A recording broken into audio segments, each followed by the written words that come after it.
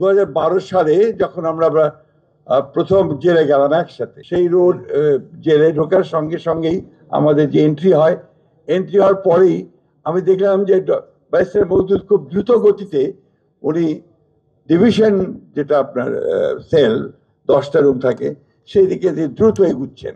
আমাকে তখন আমার বলতে, আপনি জানেন না ওখানে একটা রুম আছে, রুম নাম্বার 1, এখানে গিয়ে ব্যারিস্টার মওদুদ সাহেব ঢুকে পড়বেন। আমি দেখেছি উনি খুব সকালে ঘুম থেকে উঠতেন, খুব ভোরে, আর্লি ইন দ্য মর্নিং, প্রায় ফজরের নামাজের সময় উঠতেন, উঠেই তারপরে তিনি লিখতে বসে যেতেন। এবং ওই সময় তার পুরো আপনার বাইরে থেকে ভাবি যেগুলো পৌঁছে দিতেন, মনে হয় অনেক কাগজপত্র, আপনার বিভিন্ন ডকুমেন্টস, বই পৌঁছে দেওয়া হতো। উনি সারাদিনই লিখতেন এবং শুধুমাত্র খাওয়ার সময় একটু বেরিয়ে আসতেন, একসাথে সবাই খেতাম, এটা আমি তার দেখেছি। তখন দেখি যে কি নিষ্ঠার সঙ্গে এবং কি আন্তরিকতার সঙ্গে তিনি এই ইতিহাস চর্চার কাজটা করতেন।